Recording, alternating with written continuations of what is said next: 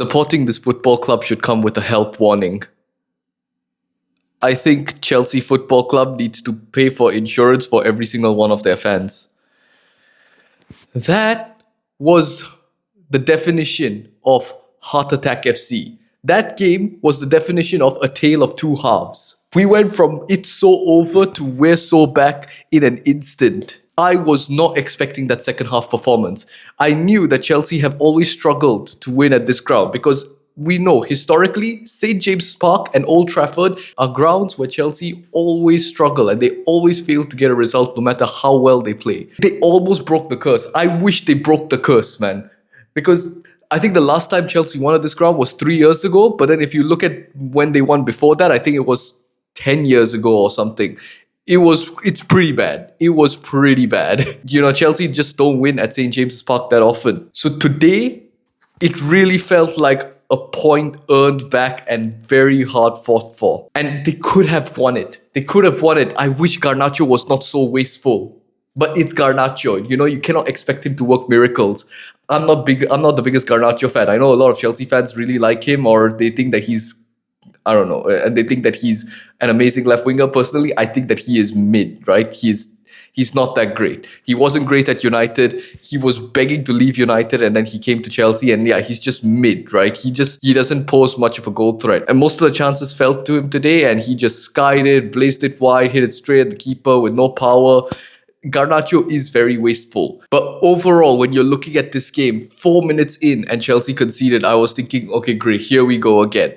Right? St. James's Park, the same old curse is going to continue. And Voltemada got the second goal. I was thinking, yeah, we're done. We're finished. And Chelsea go into halftime 2-0. Like, everyone's heads were gone. You could see how reckless the Chelsea players were being. I was just thinking, guys, don't lose your heads, man. Don't lose your heads. But no, it's the whole atmosphere. It's the environment of St. James's Park. I was watching it through my screen and I also felt like I don't want to be there. It's a very difficult ground to go to. And so I could understand why a lot of Chelsea players started to lose their heads and some of them were putting in the worst performances of the season. Like, I don't know what Trevor Chalobah was doing. Like, I think he was still living in 2020. This man was social distancing himself from Nick Voltemada. My guy, come on, man. Like, you're a defender and you're leaving the striker all alone by himself. Those 2 goals that Newcastle scored were mad. Every time we start to think that we have a good centre-back partnership, we have to go and see them do something stupid like that. When we got to halftime, we could just look at what was done. And really, a lot of Chelsea fans, myself included, we felt like, yeah, it's done. We're not going to come back from this. Well, I was proven wrong because Reece James scored an absolute banger within the first 5 minutes of the first half. What a free kick that was. And this was reminding me of that time he owned this place. I was really hoping to get to call this place St. Reece James's Park. Well, he did turn it into St. Reece James's Park in the second half. Because not just that goal, but one of the chances at the end where Harvey Barnes was through on goal and Reece James just put his body on the line and got the ball off him. There was another one at the end where there was a slight tug. That was not a foul. I don't know what was taking VAR so long to look at that at the end. That was not a foul. But Reece James had his head screwed on in the second half. That is how you lead by example. That second half that Reece James had put in was stellar. What a performance. And then to draw Chelsea on level terms, that João Pedro goal. Robert Sanchez being able to go, is that a Route 1 goal? I'm pretty sure that is a Route 1 goal. Robert Sanchez just hitting the ball far off to João Pedro. Brilliant control, gets past the defender, through on goal, slots it in like a proper number 9.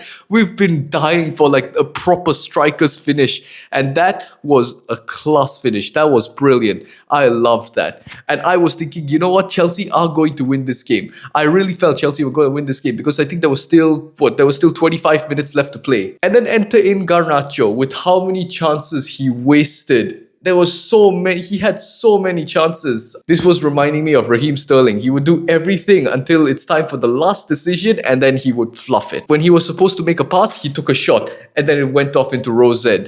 When he was supposed to take a shot, the man passed or he miscontrolled the ball or he lost possession. Garnacho was just so wasteful and I think Chelsea would have made the comeback today if it weren't for him squandering his chances. But in the end, look, a 2-2 draw after that first half, I will absolutely take it. Chelsea get a point from St. James's Park. a ground where many people expect Chelsea to lose because of their history over there.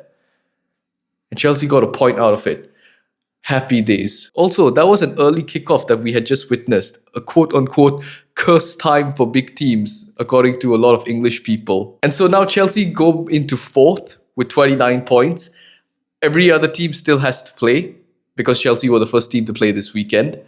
So we'll see what happens with the other results. But it doesn't look like any team is going to overtake Chelsea because the teams that are 3 points behind don't have a good goal difference. So I think Chelsea will finish the weekend in the top 4.